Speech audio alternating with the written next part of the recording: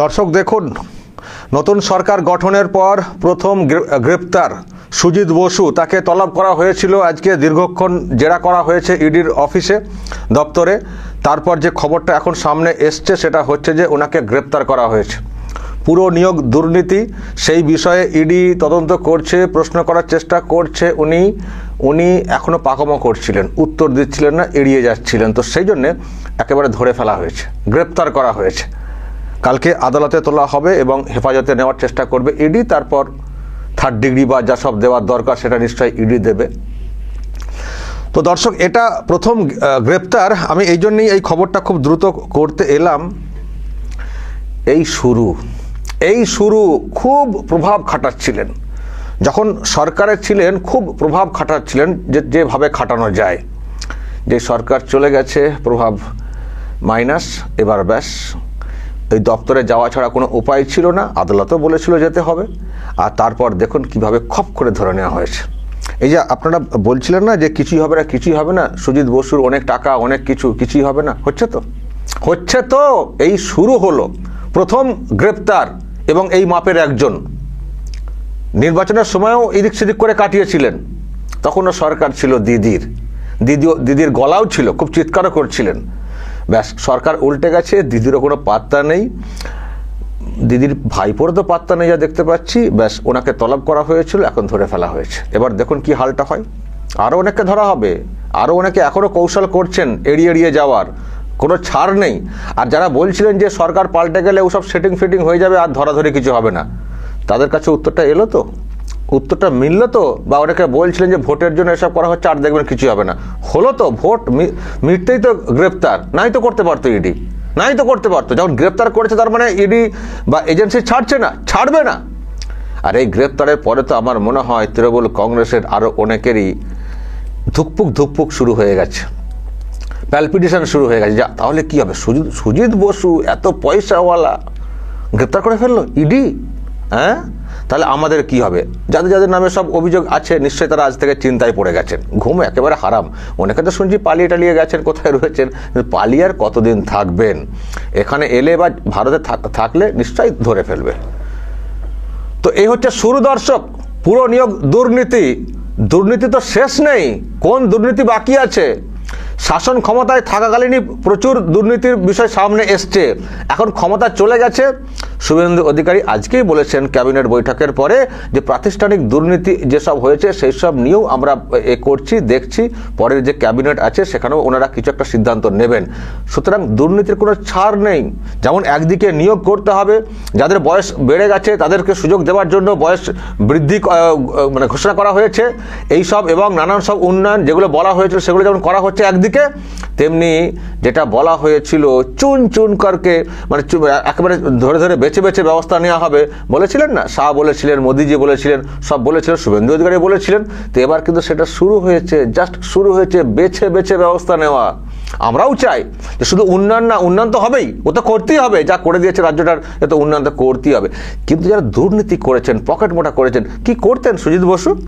কেউ বলেন উনি নাকি একটা সময় রোল বিক্রি করতেন, শ্রীভূমি ওইসব এলাকায় নাকি রোল বিক্রি করতেন, রোলের দোকান ছিল, তাই কি? যারা এলাকার মানুষ তারা একটু বলবেন তো। আর এখন নাকি কোটি কত কোটি, তার কোনো ইয়ত্তা নেই, তার কোনো হিসেব নেই, এমনটা বলা হচ্ছে। এটাও শুনছি যে এই যে নিয়োগ দুর্নীতি বলা হয়েছে, রেকমেন্ডেশন ওনার রেকমেন্ড করাতে চাকরি হয়েছে পুরসভাতে যে বলা হচ্ছে, সেখানে এটাও শুনছি বলা হচ্ছে যে কোথাও পয়সার বিনিময়ে, আবার কোথাও জায়গা জমির বিনিময়ে জায়গা জমি নিয়ে নেওয়া হয়েছে, চাকরি দেওয়া হয়েছে। ঠিক এই টাইপের একটা অভিযোগ শুনেছিলাম ওই বিহারে লালুদের একটা ব্যাপারে শুনেছিলাম, তার মামলাও নিশ্চয়ই আপনারা জানেন। তো এরকম নাকি হয়েছে। আর এটাও জানি সুজিত বসু নাকি এখন প্রচুর সব জায়গা সম্পত্তি আছে, ফ্ল্যাট আছে, বাড়ি আছে, কত কি আছে। আর ছেলে মেয়ে, তাদের তো মেয়ে তো নাকি বিয়ে দিয়েছিলেন কত সোনা, রেকর্ড একটা ব্যাপার দিয়ে। তো তারপরে সব আরও ব্যবসা বাণিজ্য হয়তো কিছু করেছেন পরিবারের জন্যে, কিন্তু অনেক ড্রামা চলছিল। আর আমরাও অনেকবার বলেছি যে ইডি কি করছে, এত সময় কেন নিচ্ছে?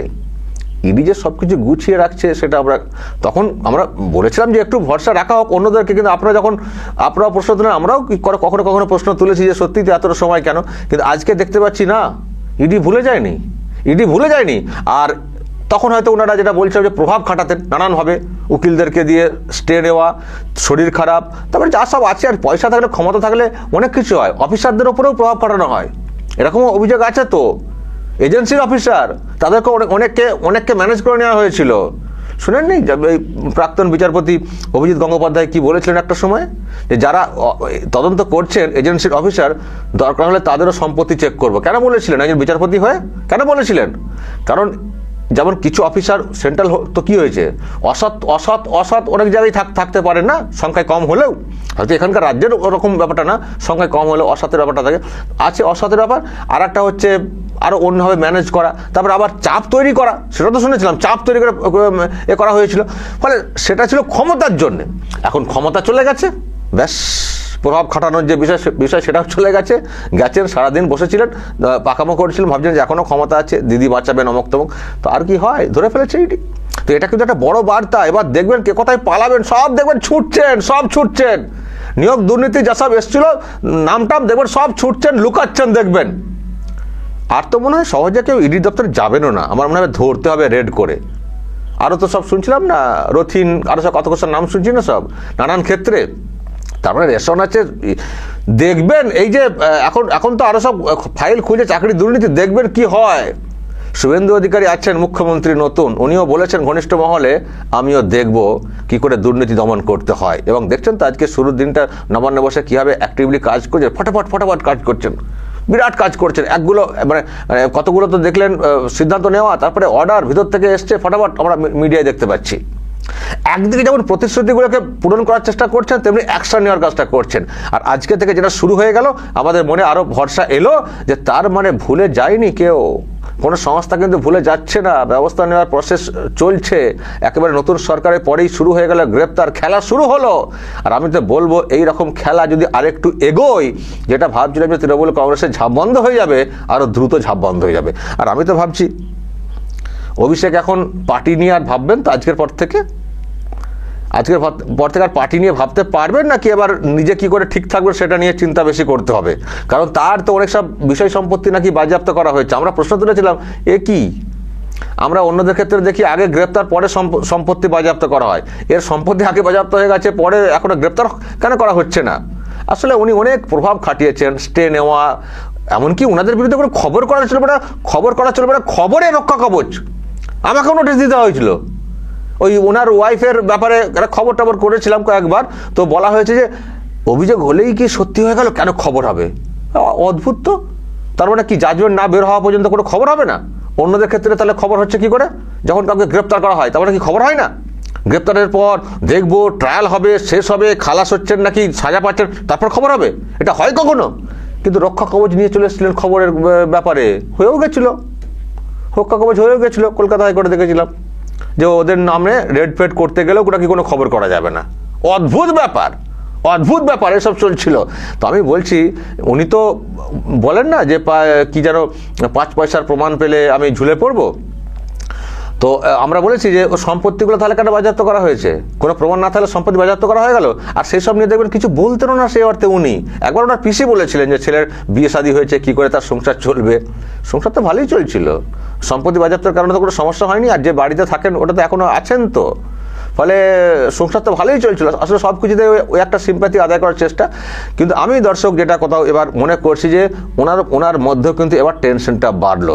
সুজিত বসু অ্যারেস্ট, দলের অবশ্যই একজন প্রভাবশালী নেতা, আরও অনেকের নামে অভিযোগ আছে। এরপর যেভাবে শুরু হয়েছে, এবার দল সামলাবেন নাকি নিজেকে সামলাবেন? আমার মনে হয় আজকে কালীঘাটে ওই 2 বাড়িতে, একটা টালি চালাতে আর একটা 5 স্টার হোটেলের মতো বাড়িতে আজকে থেকে বিরাট কিন্তু টেনশন শুরু হয়ে গেছে। হাই কি হবে। আমার মনে হচ্ছে একে অপরকে ফোন করছেন, পিসি কি করবো, আর পিসি হয়তো ফোন করে বলছেন, ভাইপো দাঁড়া আমি দেখছি। এরকম টাইপের ব্যাপারটা চলছে ফোনাফোনি। আর এদিকে বলছেন কর্মীরা নাকি সব মারা যাচ্ছেন। তো মারা যাচ্ছেন, আপনার বাড়িতে বসে আছেন কেন? আমি কালকেই তো বলেছি ফ্যাক্ট ফাইন্ডিং টিম নাকি বেরোবে 2 দিনের মধ্যে। 7 দিন হয়ে গেলে টিমের পাত্তা নেই। আমার ধারণা টিমে কেউ যেতে চাইছেন না। আসলে এলাকায় গেলে কিছু হোক না হোক, চোরটা কিন্তু শুনতে হবে, এটা হয়তো ওনারা বুঝে গেছেন। নামলেই চোর। দেখেছেন না, মহামৈত্র যাচ্ছিলেন ফ্লাইটে করে দিল্লিতে, তাকে চোর স্লোগান দিয়েছেন।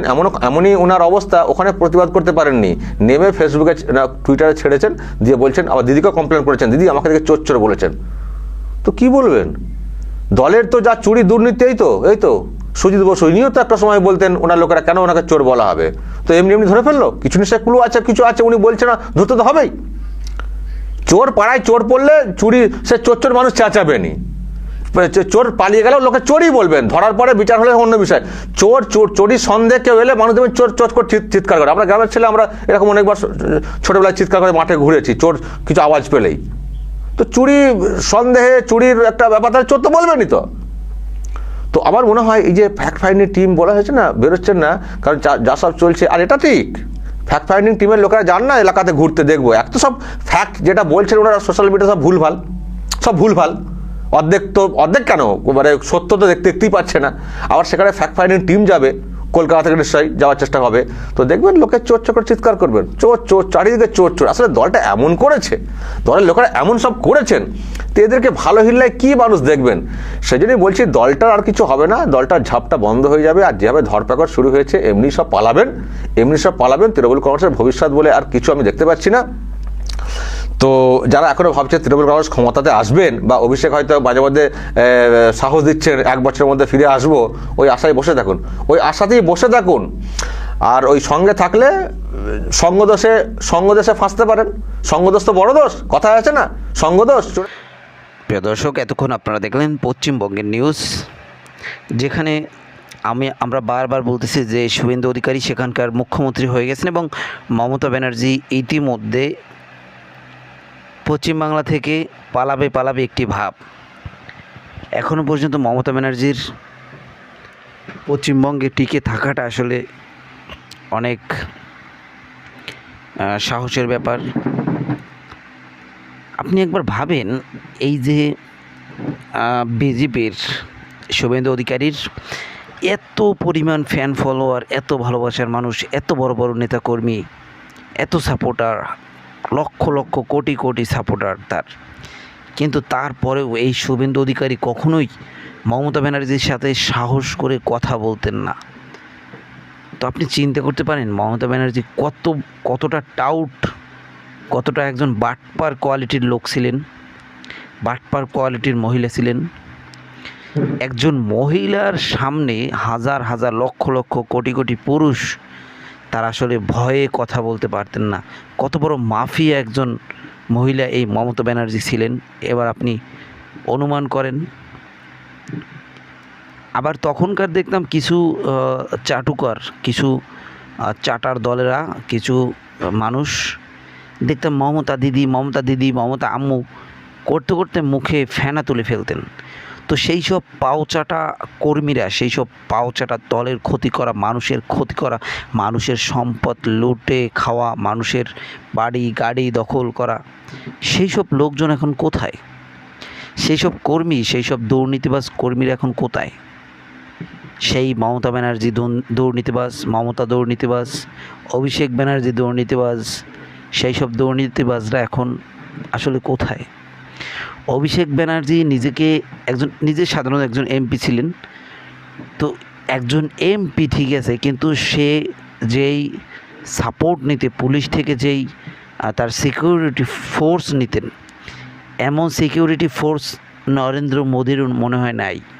মানে যেখানে যেতেন চারোপাশে কালো কোটধারী লোক তাকে পাহারা দিচ্ছে এক ভাব, অস্ত্র শস্ত্র নিয়ে। আবার বাসার সামনে পুলিশ ফাঁড়ি বসাইছেন ডাইরেক্ট, মানে বাসার সামনে 10-15 জন পুলিশ সব সময় পাহারা দিতেন তার বাড়ি।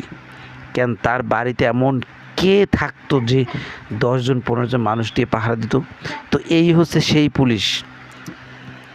সেই সময় যেই পুলিশরা পাও চাটছে মমতা ব্যানার্জির, অভিষেক ব্যানার্জির, এবং পাও চেটে কিন্তু তারা তুমুল সম্পদের মালিক হয়েছে, সেই সকল পুলিশ অফিসারকে কিন্তু ইতিমধ্যে শুভেন্দু অধিকারী ট্রান্সফার করাচ্ছেন এবং দেশের বিভিন্ন জায়গায় কিন্তু ট্রান্সফার হয়ে যাচ্ছে। এবং মমতা ব্যানার্জি আসলে বাংলার মানুষকে ঠিক মতন চাকরি এনে দিতে পারেননি, তাদের কর্মসংস্থানের ব্যবস্থা করতে পারেননি। মমতা ব্যানার্জি আসলে লজ্জা হওয়া উচিত, তার লজ্জা হইল বাংলা ছাড়া উচিত, পশ্চিমবঙ্গ ছাড়া উচিত। এত পরিমাণ নির্লজ্জ একজন ব্যক্তি এই মমতা ব্যানার্জি, যেখানে কলকাতায় একসময় কলকারখানা, মিল, তুমুল জনপ্রিয় ছিলেন। এই কলকাতা ছিলেন ভারতের ভিতর সবথেকে একটি উন্নত এবং সমৃদ্ধ এলাকা। পুরো ভারত থেকে এই কলকাতায় একসময় মানুষ তাদের জীবিকা নির্বাহনের জন্য আসতেন, জীবিকা তাগিদে আসতেন। তো সেই কলকাতাকে ভঙ্গ করে দিয়েছেন এই মমতা ব্যানার্জি এবং এই পুলিশ অফিসার। তো যাই হোক, কেমন লেগেছে অবশ্যই জানাবেন। ভিডিওটি ভালো লাগলে একটি সাবস্ক্রাইব করবেন এবং একটি লাইক দিবেন। আজকের মতো এখানেই শেষ করলাম।